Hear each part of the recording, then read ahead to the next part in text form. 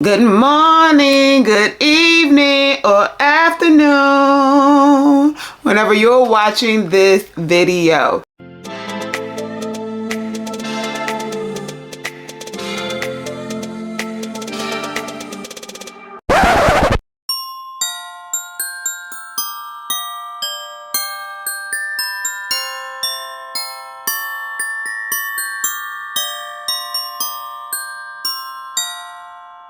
Hey y'all, welcome to Moniez Table. I'm your girl Moni. Before we get into the video, go ahead, hit that subscribe button and also hit that notification bell that's beside the subscribe button so that you will know instantly when I upload a new video, because a lot goes down at the table, so you don't want to miss it. Y'all, when I be doing my intro, I just started thinking about something. You may not want to subscribe if this is the first video that you're seeing. You may be like, I don't know if I want to commit to this channel just yet. Let me watch the videos first and then decide if I'm going to commit or not. So that is okay. Subscribing is optional and it's free, so it's okay. It's okay. But if this is not the first video that you're watching and you decided to come back for another and another, then go ahead and subscribe, okay? Because something has brought you back. But okay, now let's get into the video. Happy Sleevemas Day 10, okay? We're on Day 10. Oh my goodness. It's only 15 more days till Christmas. Yeah, time is going by. Time is flying by. So I was trying to decide what I was going to do on today, what I was going to talk about, y'all, and an old video of mine ended up popping up. I think this video was from like July 2020, either June or July 2020.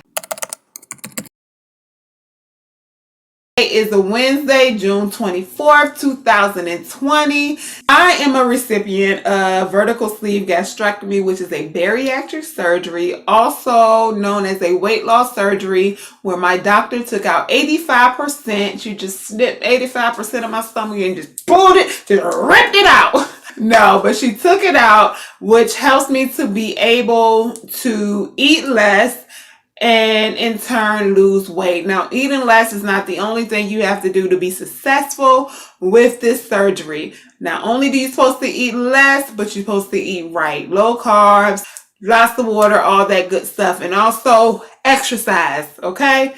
Exercise, which is actually my favorite. I love the gym, okay? I have no problem with exercising. So you have to, the tool will not work for you unless you work for the tool or work with the tool, okay? The tool meets your efforts, and that's what caused you to be successful. I started off this journey at the beginning of December where I was taking nutritional classes, and those classes were to help equip me for success. Success before surgery, success during surgery, and success after surgery. When I started, I was weighing in at 352 pounds, which was not my highest, okay? My highest was 369 pounds.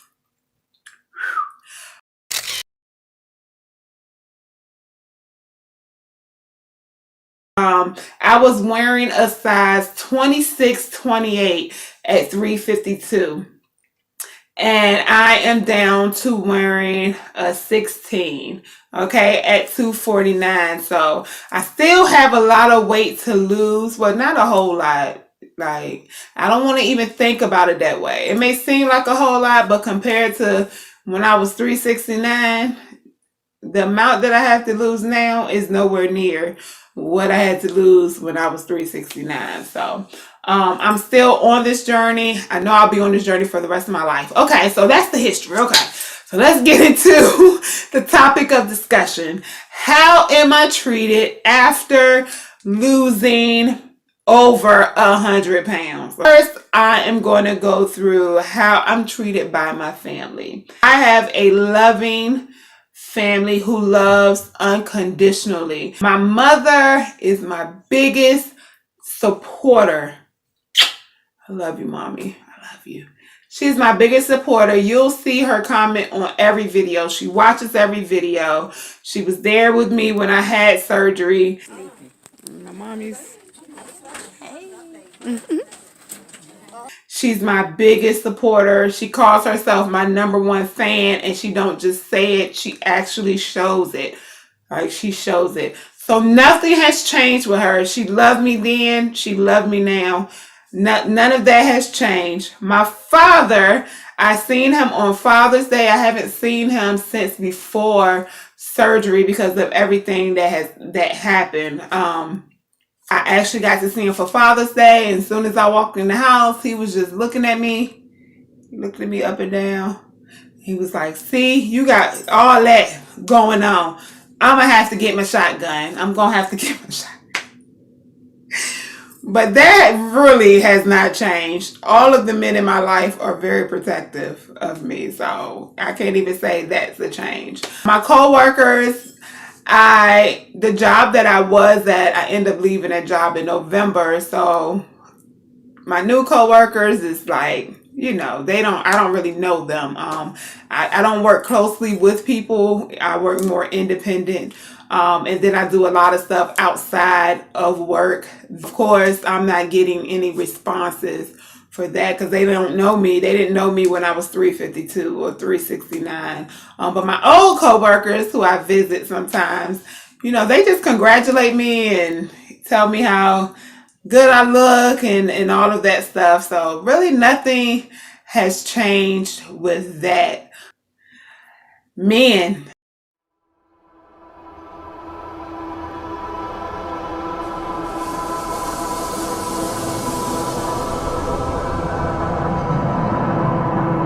Okay. That has changed. I've always been the type that got attention from guys, even at my heaviest. But back then, at my heaviest, the attention seemed more like it was founded upon a fetish. Like they had a fetish about BBWs, and it made me uncomfortable. It made me feel dirty on the inside and the outside. I just felt like, and I got approached by a lot of old men too. I don't know. They always want to take me out to eat and stuff, and just like, no, please leave me alone. You're older than my father. Now, the attention that I get, I'm not going to say it's all negative, but some of the attention is very sexual. Y'all know with all this stuff that's going on and we having to wear masks and all this, a lot of times I go in the stores and I have a mask on, I have shades on. One time I went in the store and I had a hat on with the mask and shades, so you really couldn't see how I looked, and I got approached, and the first thing I said was, we supposed to be social distancing, so you being right here in my face, I don't like it. Okay, I don't like it. And I'm like, you can't even see how I look. I can be bald at the top, cockeyed, and toothless, and you're approaching me. So apparently it's because of my body. I'm very shapely, very curvy. So, and I know men are going to be attracted to that. So that's not the problem. It's just like, you can't see me, man. You can't see me. So you clearly just attracted to my body. Just attracted. So of course that didn't go over that well. It wasn't successful for him. I've actually had someone to offer to pump my gas, and that has never been the case in the past. So that was different for me. Oh, but some high school friends, not friends, I don't call them friends, associates, people that I known back in high school. I've had some slide in my DM, slide in my inbox, telling me they always had a crush on me. They was just too shy to tell me back then. I'm like, whatever. Like, that ain't the case. Stop lying, okay? Stop lying, okay? So that has definitely changed, because I'm like, I've been friends with you I almost fell off my stool. Like, I've been friends with you for years on Facebook, like for years, and you just now telling me that you had a crush on me. Like, stop, okay? I'm good. It's okay, And I understand that every man has a preference. I have a preference. There's a certain type of men physically that I like. And certain type of men internally that I like. So I understand preference. I understand all of that. Just tell the truth, That's my problem. Just be blunt. Like, you know, I won't feel you back then because you had some extra pounds on you. And I think now you look better. Like, I'm more attracted to you now. I can handle that, you know. I'm one of those women that want you to be brutally honest with me. If my breath stink, tell me my breath stink. And I'm going to be okay. I'm going to go in there and I'm going to wash it and be like, thank you, babe, you know, for telling me my breath stinks. So that way I ain't talking in the face of these strangers and they looking at me like I done ate some doo-doo or something. If your breath smell like that, you might need to see a doctor, though. You know, I can understand a little tartness, a little staleness, but if it smell like bowel movement, you need to see a doctor. See a doctor, okay? Tell me, be honest with me. So that has really been nerve. It been like getting on my nerves. Like stop, okay?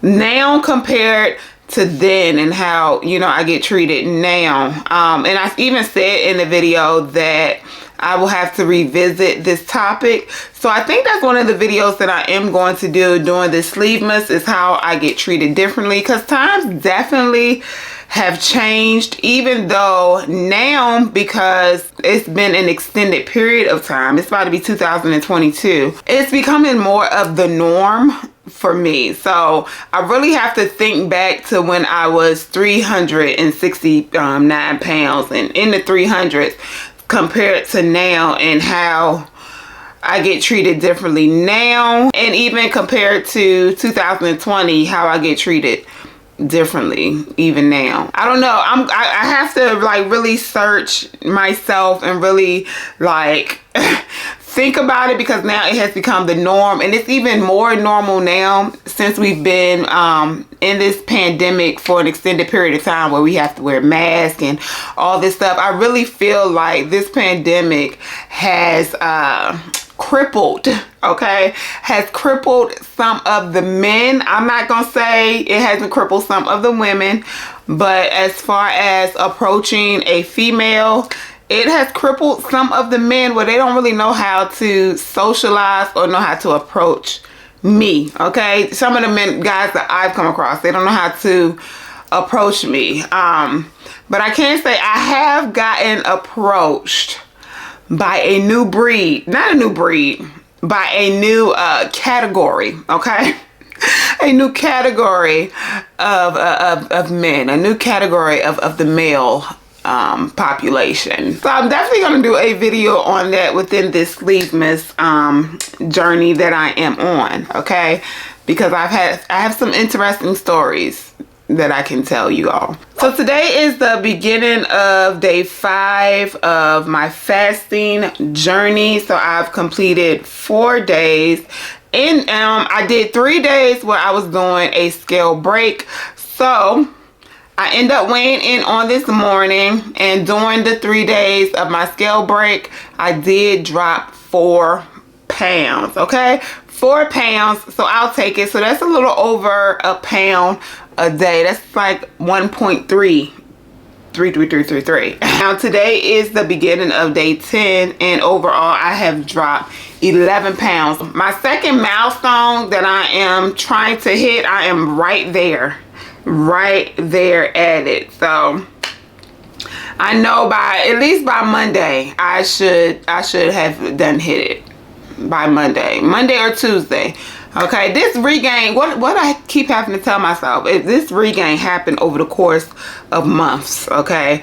So I keep telling myself to be patient as far as the losing of the regain, because if gaining it happened over the course of months, then give myself time, okay? Give yourself time, Moni, to lose the regain. You know, it's like I want it like that, you know what I'm saying?